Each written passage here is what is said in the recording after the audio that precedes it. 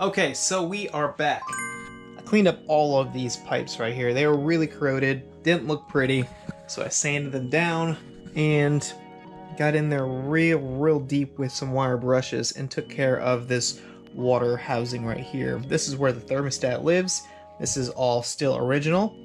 And then this piece right here is a brand new German spec water pump. Wanted to make sure that we had no issues going forward with the cooling system with a brand new thermostat. I do have 2 new sensors on the way, but they're just there to make sure that I didn't paint inside the actual housing. So all this is good to go. The engine is prepped, so basically all I have to do is throw some sealant on this O-ring right here, which came with the kit. I got the Bible out right now, got all of my torque specs and the route of the coolant lines, because I took them off so long ago I kind of forgot. But yeah, so let's get this water pump installed on the block, get these coolant lines lined up. I got some new hoses right here. These are the old ones, these are the new ones. So we're just getting that much closer to getting this engine back in the bay. Before I got started, I want to point out this thermostat housing. It's got 3 gaskets. It's got a gasket right here. It's got a gasket in between the pump and the actual housing. And then on the bottom side, the thermostat gasket right here. So many points of failure, which really sucks because you also have this main gasket right here, which keeps all the coolant flowing around through the block. Not a fan of that design. Oh, there's also another gasket right here. So you have 1, 2, 3, 4, 5 potential points of failure. So I'm hoping that with these new gaskets in there, it's basically what they all look like. And some extras right there. But I replaced every single seal and gasket that goes in this water housing. And then I just painted it up to make sure that it looked nice, but also to keep it from corroding. Yeah, so now I'm gonna install it. Right here I have the gasket installed, and what I'm going to do is do a light layer of Permatex all the way around here to get a nice good seal.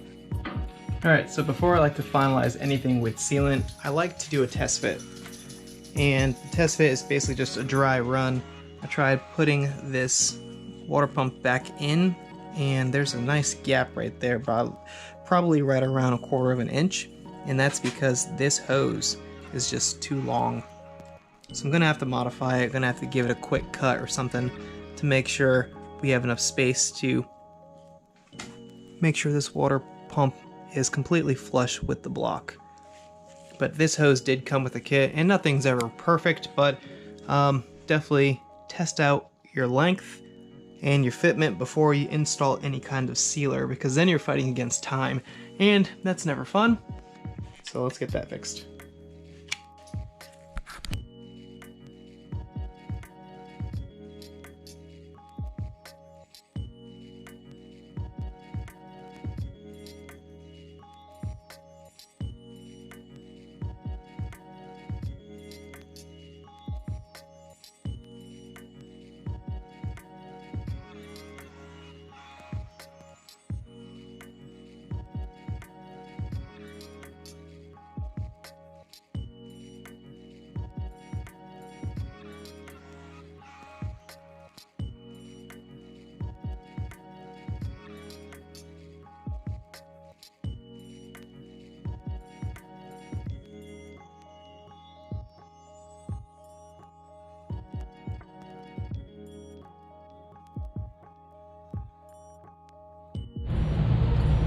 So it's in. Just a quick time lapse on the actual coolant system.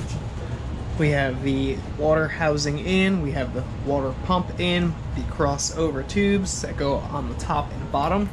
Everything is torqued into place. And initially I was pretty concerned about this main seat high flow oil pump, mainly because it sticks out pretty far right here. And this has a nice pronounced lip all the way around. So I actually contacted Marco, who's the, I guess, mastermind behind all these really cool products, and the customer service was amazing. Like, literally the second I messaged him, he got right back to me, told me exactly what I needed to do to get clearance. between the actual pump and this tube right here. So as you can see, we don't have anything touching.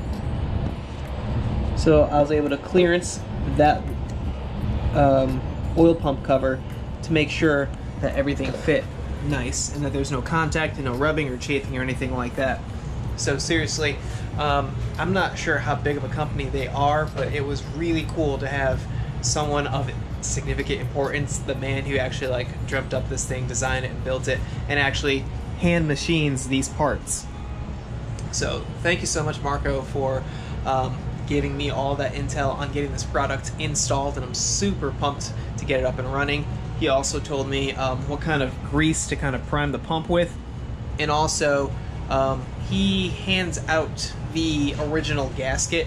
I think it's like 0.001 millimeter thickness, but he says you don't need it with his special design because it's got 3 oil seals or oil rings or O-rings. But yeah, so I got that installed. The clearance is great. The crossover pipes look good. So what I'm gonna do next is most likely pull my crank seal out because it looks pretty original and my kit came with the new one. So install my crank seal and throw on the harmonic balancer, tighten that thing up, and we might be able to get this engine in today. So we'll see. Let's keep going. Well, as luck has it, I can't find my seal puller, so I'm gonna go a little old school, throw in a drywall screw or just a regular screw into the seal, and then just kind of use a crank bolt as leverage and get it popped off.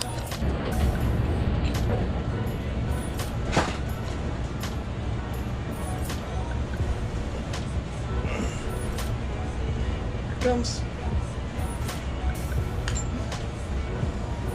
Just like that. She's out. Here's the German spec seal that I got with my kit from Vanagon.com. Ken was super informative and told me everything I need to get this engine refreshed would be in the kit, and he wasn't kidding. The original one wasn't leaking, but I figured why not since I'm already here. Again, this is a German spec one, says Germany right up there, and it's the exact same one I pulled out.